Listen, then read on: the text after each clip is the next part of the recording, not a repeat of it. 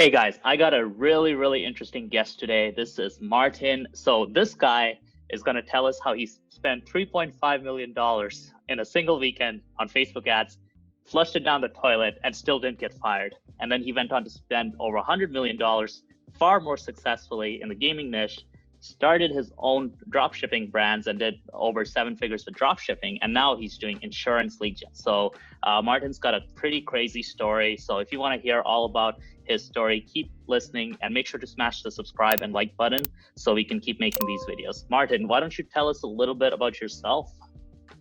Sure. Thanks for having me. So I'm a digital marketer, been in the space for about the last 7 years. Like you mentioned, worked in gaming, e-commerce, and now lead gen. And yeah, Facebook ads is my bread and butter. I've always relied on that channel.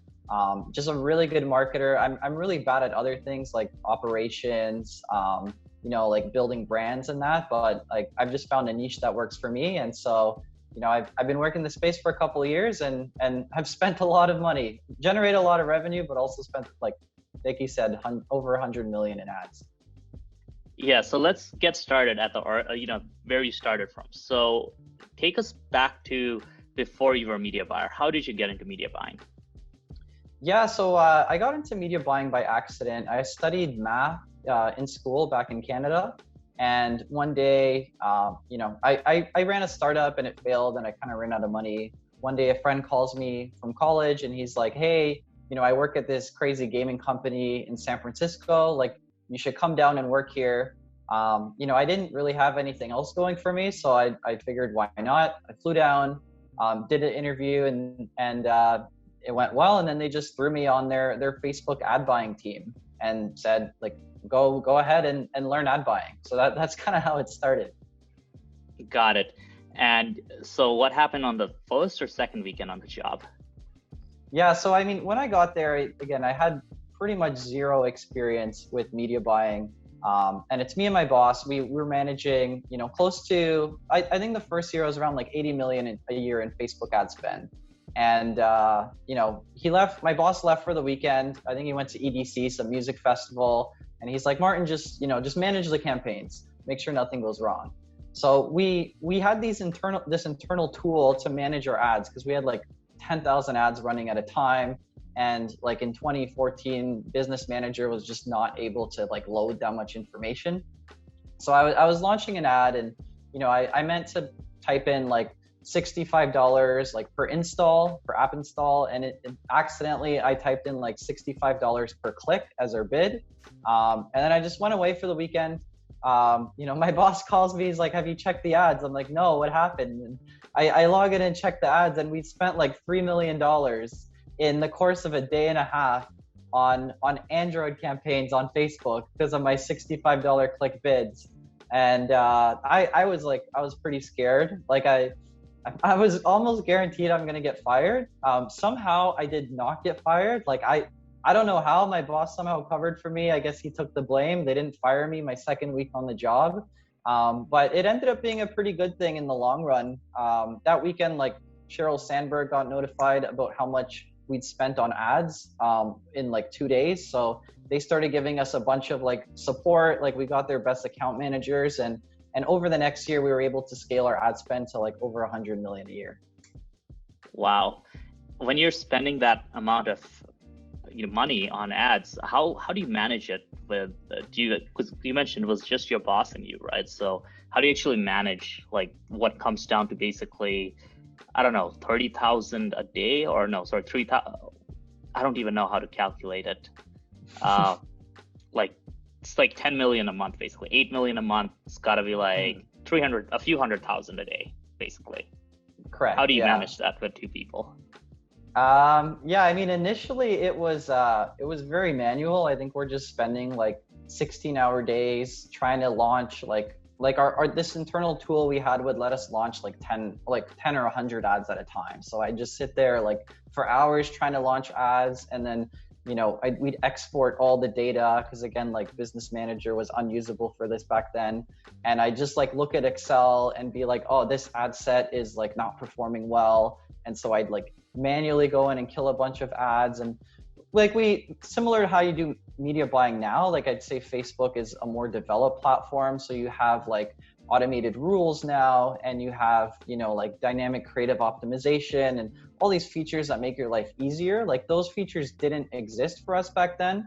So we ended up building a lot of them ourselves in-house. Like we had one or two engineers, and we just say, hey, let's build rules where, if one ad set has a really high click-through rate, we're going to scale up its budget by like 20% a day. And if one has like really bad return on ad spend, we'll lower its budget. So we just ended up building tools that helped me and my boss scale. Eventually we got more people on our team, and eventually Facebook ended up getting inspired or taking some of the tools we built in-house, and they released it for like other media buyers. So it's nowhere near as complicated now, but back then it was just a lot of grinding and a lot of like trying to build small tools to make your life a little easier. Yeah, that makes sense. I guess once you reach that level of spend, that's where automation and tools can really help, especially when the platform's really kind of in its early days and you don't really have the best features. Nowadays, obviously, Facebook Business Manager is a lot better than it used to be. Even on Google Ads side, you got Google Ads Editor, which allows you to just make changes really fast. But being able to do that, when an ad platform is new, that sounds like a challenge. So you're basically spending that much money. At that point, what was kind of the key levers? Was it creative, or was it more the optimization side? What was it that you would say was the 80-20 at those levels of high spend with Facebook ads? Yeah, I mean, at the high spend, like back then and even now, I'd still say creative makes like the biggest impact. So luckily we had a good creative team. Like we actually worked with a lot of celebs early on. Like we had signed Kate Upton for like some tiny amount of money. Like it wasn't even like 7 figures. Hey guys, before we move on, I wanted to talk about something very special very quickly. If you are interested in running or are already running YouTube ads, this is for you.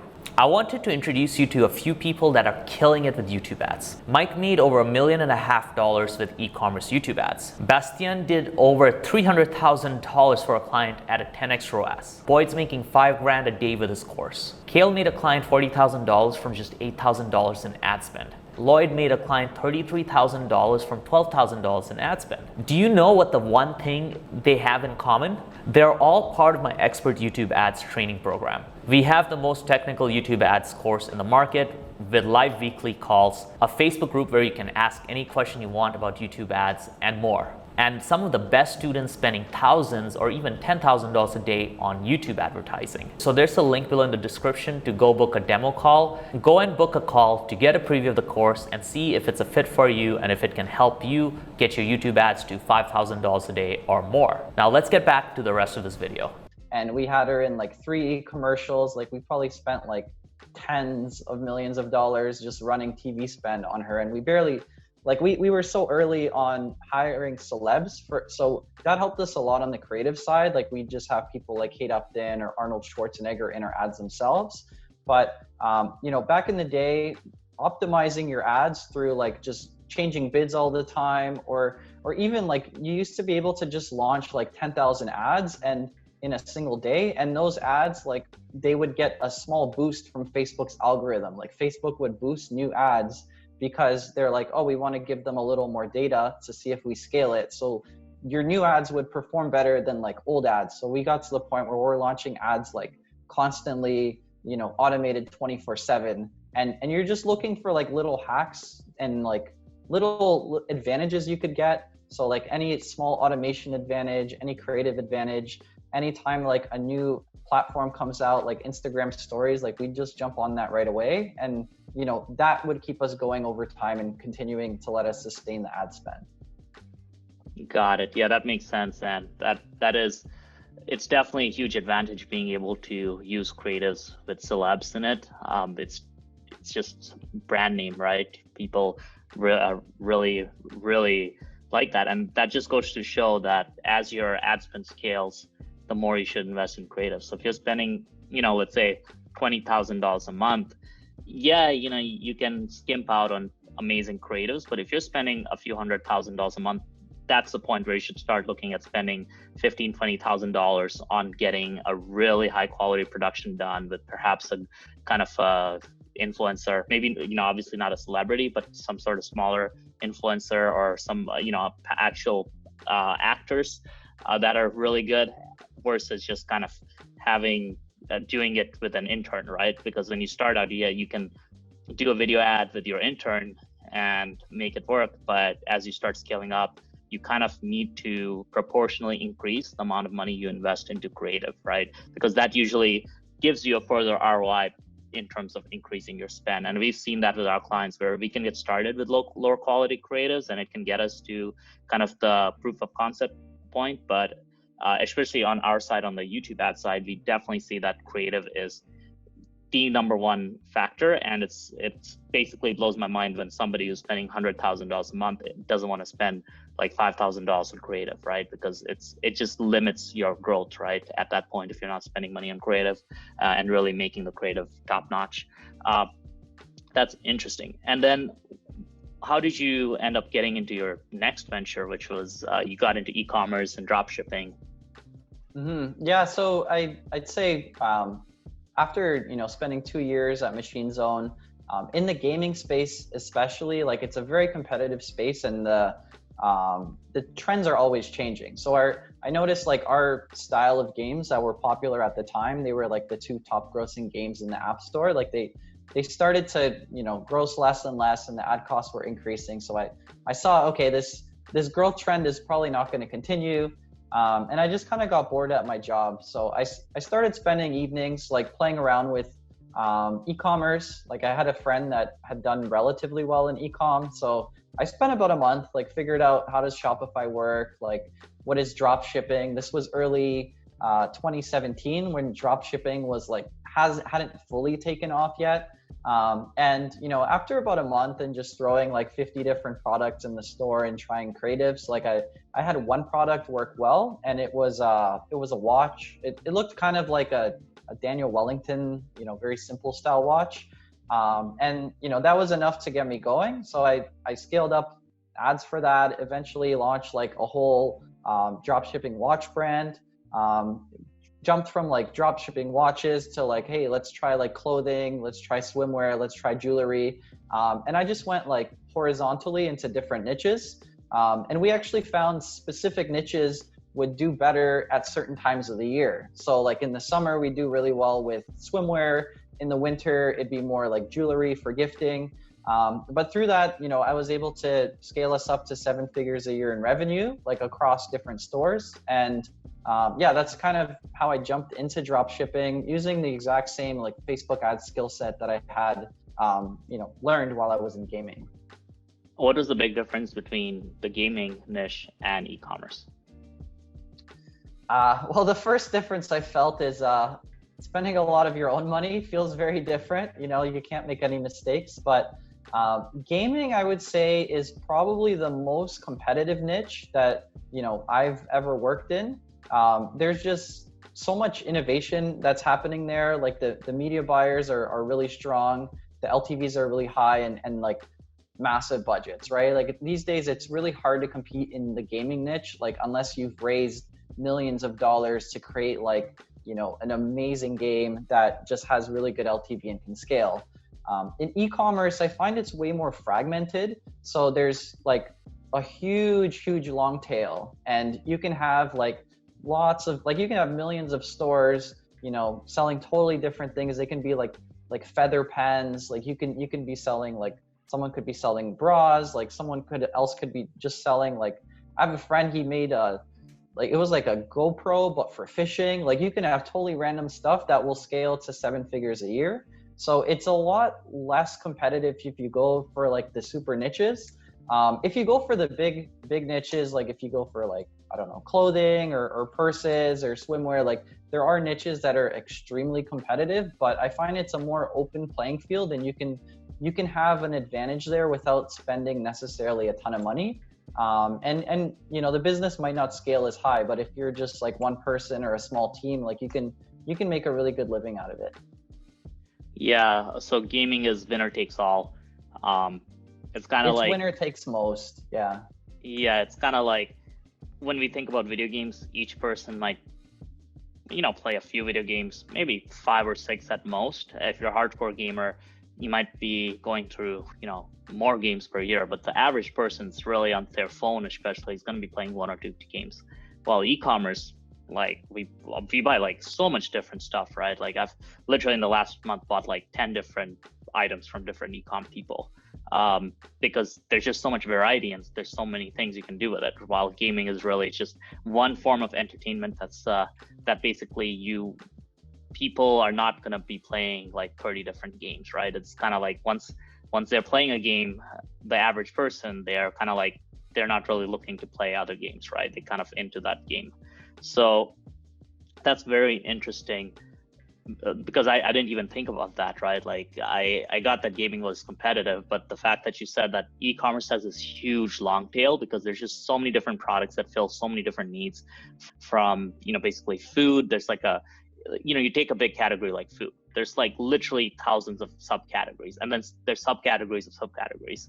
So that long tail, like you said, is enough that anybody who kind of creates kind of a product for one niche that solves this particular problem could easily have a 7-figure business, and they're not going to have that much competition. You can create your own niche in e-commerce very easily.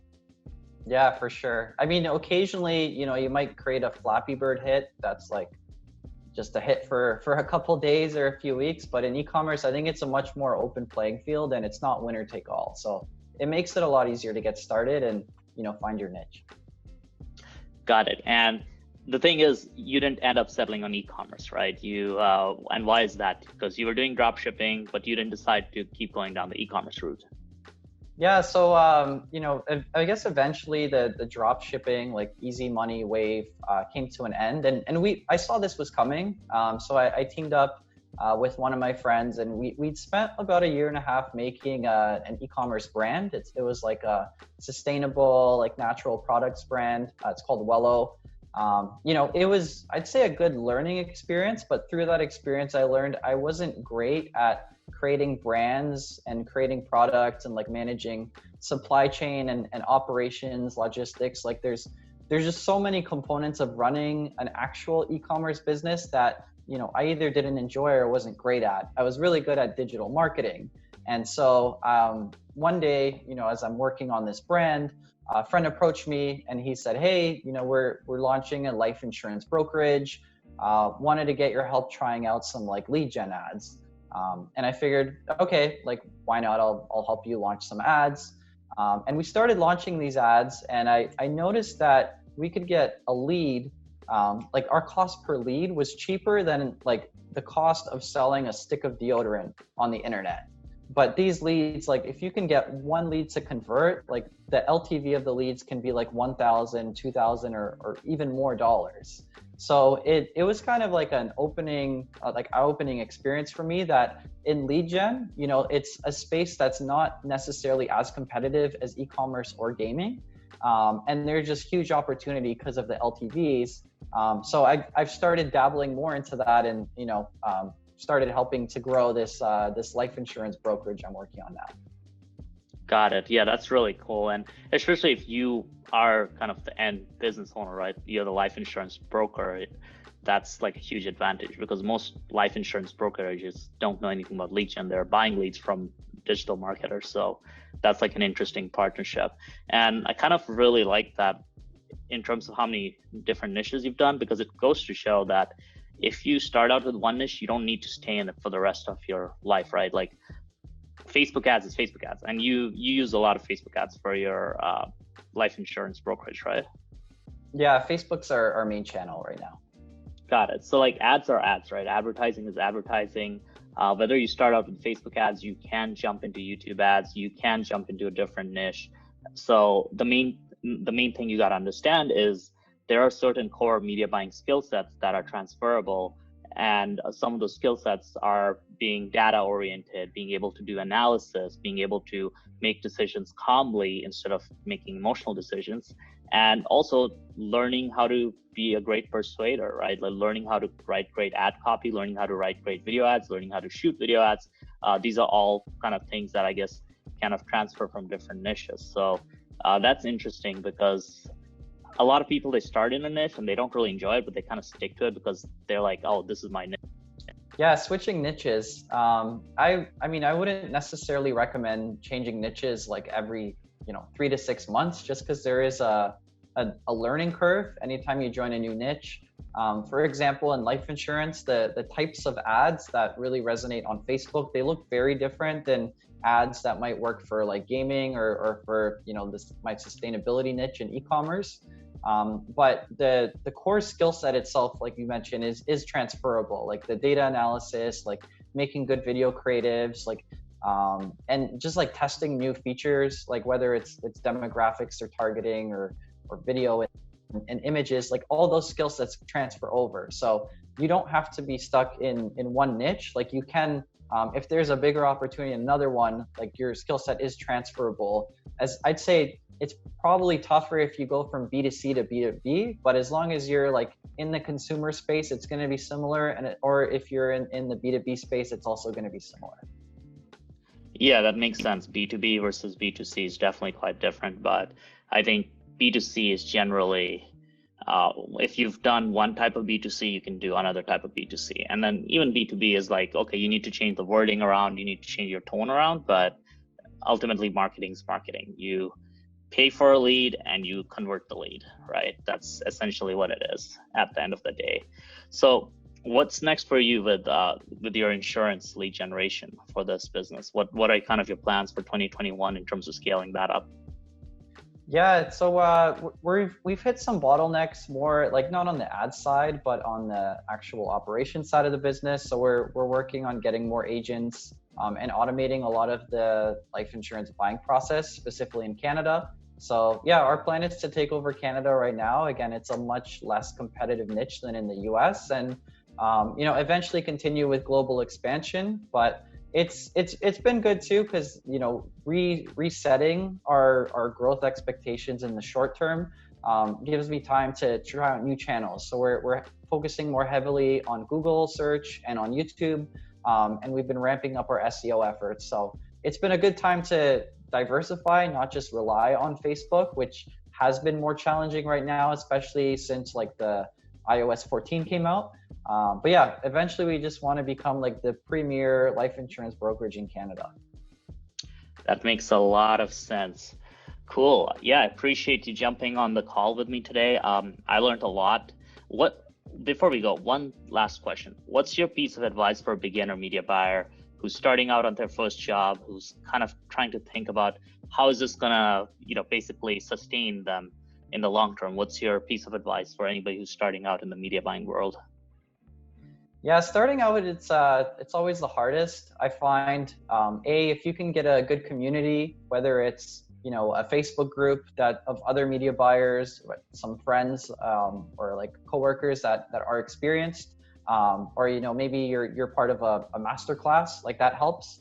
But the only way I've really found to learn media buying is to actually go and do it. Like you can learn off courses, and you can learn from watching videos, but don't get stuck just watching things. Like you have to go out and buy and spend your money. It doesn't have to be a lot of money. Like you could start with $20 a day or maybe less on Facebook, but by running ads, that's how you really learn ads, and then you just continue to scale your budget and scale your skill set over time. Absolutely, 100%. You gotta learn, but then you gotta practice, right? You can't really make YouTube ads work unless you're actually buying data. And that's kind of one of the reasons why, like our training program, we pretty much focus only on people who either have the money to spend on ads or are running ads already. We don't take on people who want to learn how to run ads, but they have no budget to test, right? Like you need at least a somewhat like $30 to $50 a day budget to really be able to practice what you're learning, or you need to have somebody else who's paying for the ad spend, right? So a client or an employer that's paying for the ad spend. So that's extremely important. So Martin, once again, thanks for getting on here and sharing your incredibly fascinating story. I'm super happy you didn't get fired after throwing $3.5 million down the drain on a weekend, but that is your boss's fault for letting a complete newbie have a few $1 million in ad spend. We don't do that with our media buyers.